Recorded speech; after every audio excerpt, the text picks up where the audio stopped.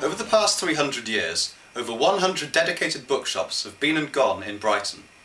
Just last year, The Guardian reported that Britain's independent bookshops were closing at a rate of 2 per week, while The Times reported that the figure was 3 per week. Excluding supermarkets, the city currently has 5 shops selling new books and at least 7 second-hand bookshops. As the national number of bookshops dwindle, principally due to online competition and the full impact of the recession, I'm interested in how Brighton's bookshops have weathered the storm. Hello, I'm John Shire, and I've recently written a book called Bookends about the history of the Brighton book trade, and I've been in Brighton for about 25 years. It's not bad. I mean, obviously Borders went, mainstream bookshops, Borders went, Waterstones is struggling, though improving at the moment. The two independents, City Books and Camptown Books, both seem to be doing pretty well, and they're long established. I wanted something humorous, and I couldn't think of the title of one book and the author of the other. Right. And I thought, in an independent bookshop, they probably know.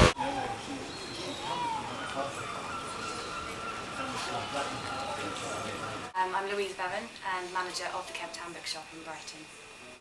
We've been here since the 1980s, so we have a very loyal, consistent customer base, and word of mouth is incredibly strong and incredibly reliable in getting people to come and visit us. We do advertise around town, and we have affiliations with local colleges and schools, which also spreads word about our being here.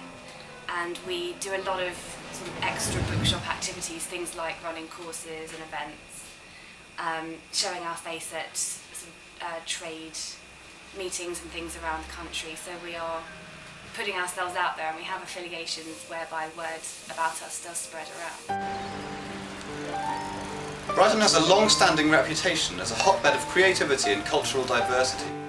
It has 2 universities which bring over 30,000 students into the city, and the city has a strong literary history. Most notably, it is the setting of Graham Greene's Brighton Rock, but also has links to a plethora of other distinguished authors. Charles Dickens was a frequent visitor and wrote parts of Bleak House and Barnaby Rudge there, as well as performing public readings in the town hall. Rudyard Kipling wrote his later books in nearby Rottingdean, while more recently, prolific songwriter and author Nick Cave has taken up residence in Hove. The future for bookshops has never been so bleak. In Brighton, shops such as Books Etc. and Borders were, until recently, thriving, but now both have closed. Yet, amid the many stories of losses, debts and closures, some are surviving. Some indeed are thriving. I interviewed bookshop owners in Brighton for their stories of success or frustration, and spoke to the people on the streets of Brighton to gain an insight into the public's relationship with literature and book selling. Okay, my name is Mark Driver, and the shop is called The Wax Factor. You have to be fairly dispassionate about what you're doing, but yeah, obviously I love books. You couldn't possibly do this for the length of time without. How do you see competition from Amazon? Yeah, it's pretty severe, I would say. Yeah, it's obviously, it's made a huge amount of difference to our takings. Yeah, a huge amount, books and records. But at the same time, it's a sort of perfect marketplace. So at the same time, you can't argue with that. Whereas before, I think, bookshops had it rather their own way, and you could. And it wasn't. I wouldn't say it was a cartel. It definitely wasn't a cartel. There was no sort of price fixing or anything like that. Obviously, in the second-hand trade, but you think, oh, he's selling that for that, so I can try that at that price. And whereas obviously, if you've got a worldwide market, then the price is set at the price it should be at. Does that mean you have to get customers into the shop in a different way? I don't think no, not in a different way. What I do is I price check everything on Amazon. I price check every single item that goes out in our shop, and I try to make it as cheap, if not cheaper, than it is on Amazon. So the comparison between, yes, you can go and buy Graham Greene's Brighton Rock for a penny online, but you're paying £2.80 for the postage. So, if I price it at £2.95, £2.50, £2.95, most of the books are priced around that area. If books are being sold for a penny online, if they're being sold for £2 online, then it'll be £2 plus £2.80 postage, and I'll just keep it under that price. So I'll sell it at £3.95, and so that there's something for someone rather than them sitting at home and going, oh bang, that's cheaper. I like it to. But do you think that because the online option is still there, less people do come out to the high street? Yeah, definitely. Yeah. Without any doubt, that is the case. Yeah. You get less people through the door. I like Brighton a lot for all sorts of reasons, and although we've lost a lot of bookshops over the time that I've been open, we still have more than most towns from what visitors say. What do you personally put it down to, the loss of the bookshops from Brighton? What do you think is the real reason? The big thing probably isn't the things that are most commonly talked about. I think the big thing is simply rent and rates.